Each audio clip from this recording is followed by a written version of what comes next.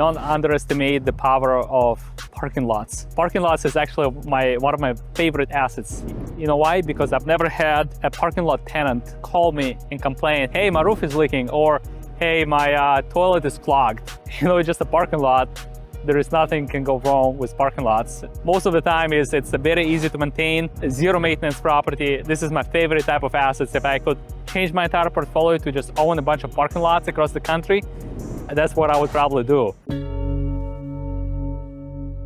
So a quick story about this property. We initially bought it because we were gonna build a hotel, 12-story boutique hotel on this site. It's only a quarter of an acre lot. It was gravel when we bought it, but then COVID happened. Pandemic, and we scratched the plans essentially. It was not a good time to build hotels. The banks would not financing them.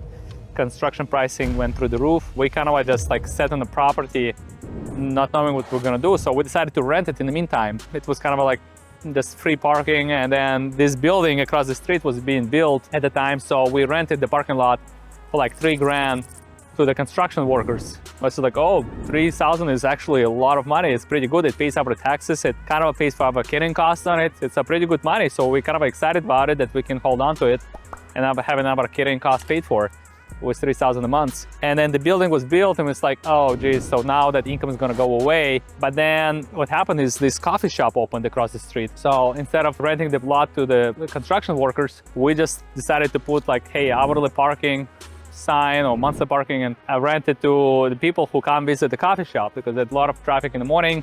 The street parking is limited, and we started getting like crazy revenue, like $8,000 a month. It's like, oh my God, we cannot believe this is so much money you can generate from this little tiny parking lot, from gravel lots. And then we started doing some more research and we said like, hey, if we cater to and make it more like user-friendly, let's say if we paved it, right? And we hired a professional management company to manage this for us, who can do scan QR code so you can pay for parking, make it more like user-friendly experience. We should be able to increase our revenue.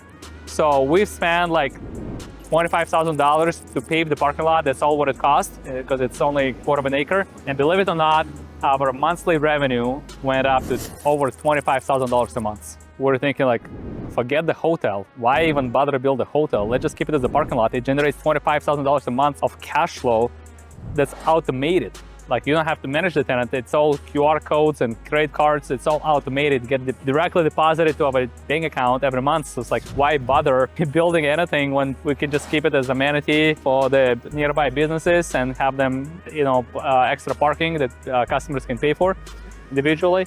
And it's a great business. What initially started out as a hotel development site with a little bit of reorganization and paving and improvements, installing cameras, installing QR codes for automatic payments, where it became kind of a self-managed, turned into a cash cow, where now just on the income itself, the property is probably worth more than what the hotel site would have been without having to invest tens of millions of dollars building the building. So the parking lot is actually very, very tiny. It's a quarter of an acre lot. We were able to squeeze in 47 parking spaces in here. Basically, if you pull up here and you don't pay, you're gonna get a ticket in the mail because we have cameras capturing your license plate automatically.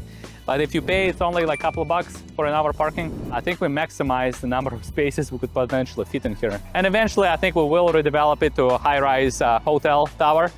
But right now, we got plenty of other projects on our hands, so we're just gonna hold on to this and keep cash flowing it. And now I'm gonna go get some coffee at my favorite coffee shop, which is right here.